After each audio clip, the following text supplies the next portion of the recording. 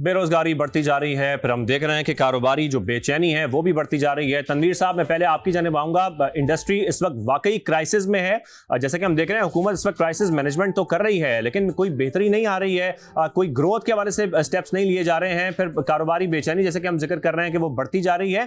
फिर हुकूमती जो मुआशी टीम है उसके हवाले से बहुत सारी खबरें इस वक्त गर्दिश कर रही हैं, इतलात सामने आ रही हैं। मैं आपसे जानना चाहता हूँ इस वक्त इंडस्ट्री की सूरत हाल है क्या तनवीर साहब? शाजिब साहब, मैंने जब बात की तो मैंने सबसे पहले वर्ल्ड इकोनॉमिक फोरम की जो ग्लोबल रिस्क रिपोर्ट है 2026 उसको मैंने कोट किया, जो भी फिर मैं कर रहा हूँ। लैक ऑफ इकोनॉमिक अपॉर्चुनिटी और unemployment is the primary risk facing Pakistan. ये वो चीजें हैं जो हम पिछले 2 साल से शोर मचा रहे हैं। अब तो पूरी दुनिया, वर्ल्ड इकोनॉमिक फोरम, IMF, हर जगह से ये बातें आनी शुरू हो गई हैं। अच्छा, ये बातें क्यों हो रही हैं?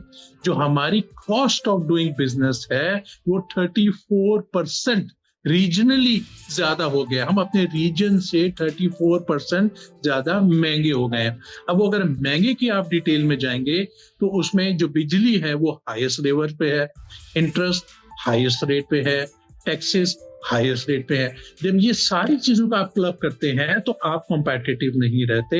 उसकी वजह से आपकी इंडस्ट्री बंद होना शुरू हो गई है। मैं इससे एग्री करता हूं कि हमारे यहाँ बहुत सारी चीजें पॉजिटिव भी हुई हैं। अल्हम्दुलिल्लाह, हमारे फील्ड मार्शल साहब ने हमारे को ये जंग जिताकर हमारी इज्जत बनाई है। ग्रीन पासपोर्ट की पूरी दुनिया में इज्जत हो रही है। हम मिलिट्री वाइज एशियन टाइगर बन गए हैं। अब हमें इकोनॉमी वाइज एशियन टाइगर बनना है, जिस पे हम ये बात कर रहे हैं कि ये सिस्टम को जब तक आप ठीक नहीं करेंगे ये काम ठीक नहीं होगा। हमारी इंडस्ट्री बंद हो रही है इस वक्त, बड़े यूनिट बंद हो रहे हैं, मल्टीनेशनल कंपनीज मुल्क छोड़। बिल्कुल तनवीर साहब, हमें अब इकोनॉमी का भी एशियन टाइगर, रीजन में भी टाइगर बनना है। कामरान साहब, मैं आपकी जानिब आऊंगा। आपकी एक स्टेटमेंट जो कि आपने उसमें कहा कि फैक्ट्रियों को ताला लगाकर हम हुकूमत के हवाले करने जा रहे हैं चाबियां। अब क्या वाकई हालात अब इस नहज पर पहुंच गए हैं, मामलात इतने खराब हो गए हैं कि आपको ये स्टेटमेंट देनी पड़ी?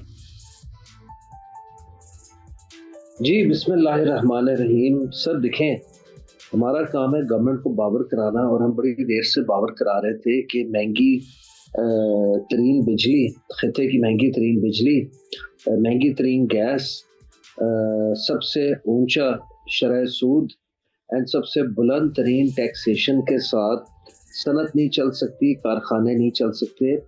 आपकी एक्सपोर्ट मुतासर होगी एंड दुनिया में वैसे ही इस वक्त एक स्लो डाउन चल रहा है।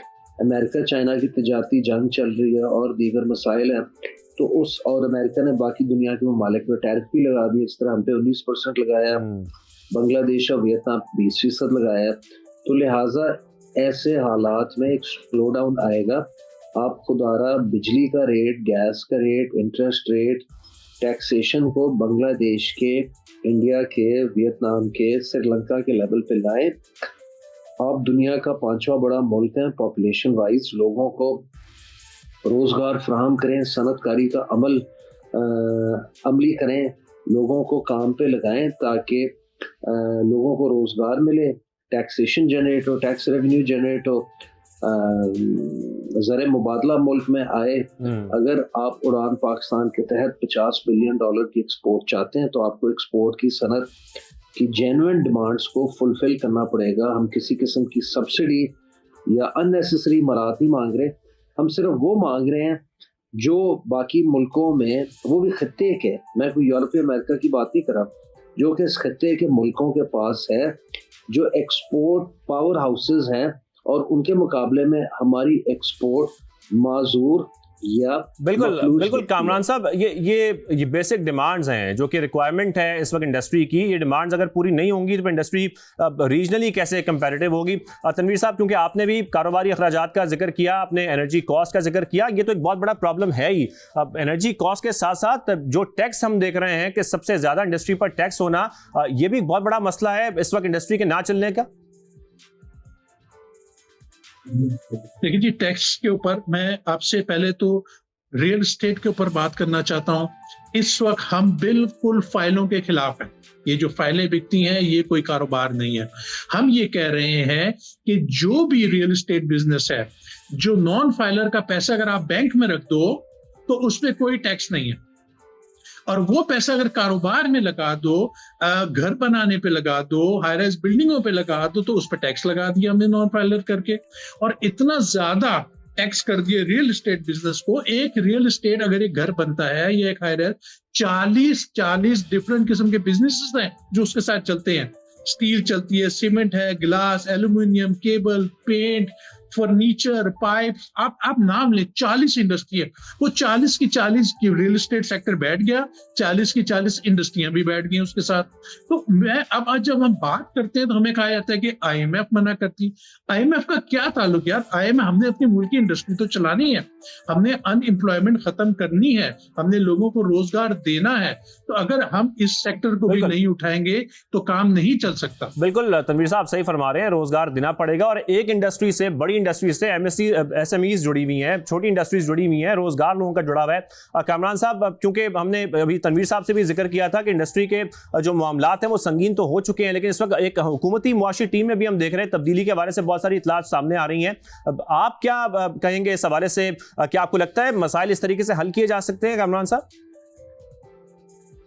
देखिए सर, हमारा हुकूमत की माशी टीम या इस्लामाबाद के मेकअप से किसी किस्म का लेना देना नहीं है। हम सिर्फ ये चाहते हैं कि आप बिजली के रेट से क्रॉस सब्सिडी हटा दें। जो डिस्कोज की negligence, theft, transmission, distribution losses and दीगर अंडर परफॉर्मिंग डिस्कोज की जो चोरी चकारी होती है, जब आप उसको कॉस्ट ऑफ सप्लाई के अलावा सनती टैरिफ में डालते हैं तो उससे फिर सनत का नुकसान होता है। उसके साथ साथ जिस मुल्क में 43,000 मेगावाट सरप्लस बिजली हो एंड सर्दियों के दिन में 12 से 14,000 मेगावाट चल रही हो, एंड आने वाले 5 सालों में 17,000 मेगावाट मजीद आ रहा है। मोमन डैम, दासू डैम, दामिर बादशाह डैम एंड कुछ और थोड़े से डैम्स हैं वो भी आ रहे हैं। तो आपने इस बिजली को लेके किधर जाना है? अगर आप इसको एक regionally competitive and affordable rate पे नहीं बेचेंगे तो ये बिजली का आप करेंगे क्या? लिहाजा हम हुकूमत को ये बावर करा रहे हैं कि नंबर 1, क्रॉस सब्सिडी को खत्म किया जाए सनती टैरिफ से, जो कि 103 अरब रुपए है। अगर आप इसे 103 अरब रुपए को खत्म कर देते हैं या कहीं और बजट फॉर करते हैं तो 6 से 7 रुपए सनती बिजली कम होती है। डोमेस्टिक सनत, एक्सपोर्ट सनत, सनत का पहिया चलता है। दूसरा, दिन के 24 घंटों में से 20 घंटे आप ऑफ पीक टैरिफ चार्ज करते हैं, 4 घंटे पीक टैरिफ चार्ज करते हैं, जिनका 8-9 रुपए का फर्क होता है। तो खुदारा ऐसा मुल्क जिसमें आपके पास बिजली सरप्लस हो, वहां पे पीक टैरिफ का कॉन्सेप्ट डिफीट हो जाता है, उसका कोई पर्पस नहीं रहता।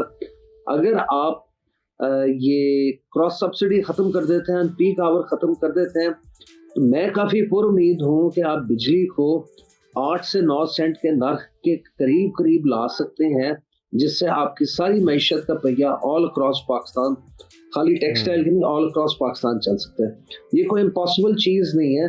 क्रॉस सब्सिडी का तखमीना 103 अरब रुपए है। आपका जब दिल चाहता है आप MNA MPA हजरात को सप्लीमेंट्री ग्रांट्स दे देते हैं।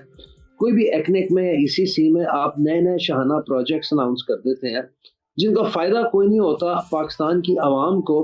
अगर उन्होंने बेरोजगार होना है, अगर आपका टैक्स रेवेन्यू कम होना है, एंड अगर आपके ज़र मुबादला, यानी कि कामरान साहब आप ये कह रहे हैं कि क्रॉस सब्सिडी अगर खत्म कर दी जाए तो 7 से 9 सेंट पर बिजली को लाया जा सकता है।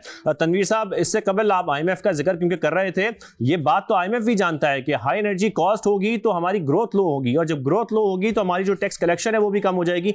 इस बात से तो IMF भी वाकिफ है। जी सर, मैं तो ये कह रहा हूँ, देखें, हमें मालूम है हम IMF प्रोग्राम के अंदर है, हमने इकोनॉमी को स्टेबलाइज करते करते स्टैटिक कर दिया हुआ है। हमें जब तक कोई सोल्यूशन नहीं निकालेंगे, सोल्यूशन है ऐसे, कोई रॉकेट साइंस नहीं है यहाँ पर। हमें निकलना पड़ेगा, हमें फैसले करने पड़ेंगे। हमारे प्राइम मिनिस्टर साहब इस वक्त सुने पर्सनली इन्वॉल्व हैं और बहुत ज्यादा अपनी टीम से नाराज भी हो रहे हैं कि जल्दी फैसले करो और राइट फैसले करो। तो बट मैं ये कहता हूँ जितना लेट, जब फैक्ट्री बंद हो जाए ना, तो वो फिर लोहे के रेट पे जाकर माल बिक जाता है फैक्ट्री जो है। तो उसको बंद होने से, जो बंद हो गई तो हो गई, वो तो स्ट्रीप हो गई। जो वेंटिलेटर पे खुदा के वास्ते हम पॉलिसीज बनाएं और उसको लेके आगे चलें। कामरान साहब, जैसा कि तनवीर साहब भी जिक्र कर रहे हैं ना कि वजीर आजम नाराजी का इजहार कर रहे हैं और हम ये देख रहे हैं कि मुसलसल बिजनेस कम्युनिटी ये मसाइल, हम कोई आज बात नहीं कर रहे हैं, मुसलसल गवर्नमेंट के सामने ये मसाइल रखे जा रहे हैं बिजनेस कम्युनिटी की जानिब से। अब कामरान साहब पर ये शेयर कीजिएगा, कोई अब तक इन इशूज पर बात करने के लिए हुकूमती कोई राबता आपसे हो चुका है, हो सका है अब तक, कोई बातचीत आगे बढ़ सकी है कि इन मसाइल को कैसे हल करना है, कोई राबते हुए हैं? जी, हम पावर मिनिस्ट्री के साथ पिछले 1 महीने से 2-3 दफा मिल चुके हैं और पावर टैरिफ को रैशनलाइज करने के लिए, क्रॉस सब्सिडी को खत्म या रिड्यूस करने के लिए हमारे दीगर राउंड्स ऑफ डिस्कशन हो चुके हैं पावर मिनिस्ट्री के साथ।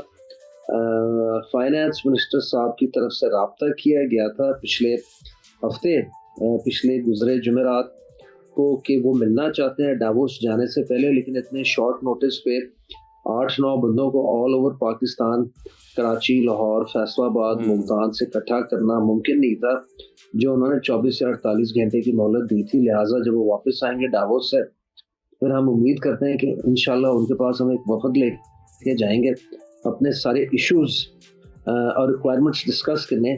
सही, तो देखते हैं कि इंशाल्लाह क्या बनता है। तनवीर साहब, मैं आपसे भी यही जानना चाहता हूं, क्योंकि आपने जिक्र भी किया वज़ीर आज़म अपनी मुआशी टीम से नाराज़गी का इज़हार भी कर रहे हैं। अब आपकी भी हुकूमती ओहदेदारों से मुलाकातें होती रहती हैं, मुसलसल मुलाकातें चल भी रही हैं, लेकिन इसके बावजूद कोई रिजल्ट हमें दिखाई नहीं दे रहा है। ये रिजल्ट किस तरीके से निकलेगा तनवीर साहब? सर, मेरी हारून अख्तर खान साहब से मुलाकात हुई। वो बहुत ही ग्रेट इंसान है, इस वक्त इंडस्ट्रियल पॉलिसी पे काम कर रहे हैं वो।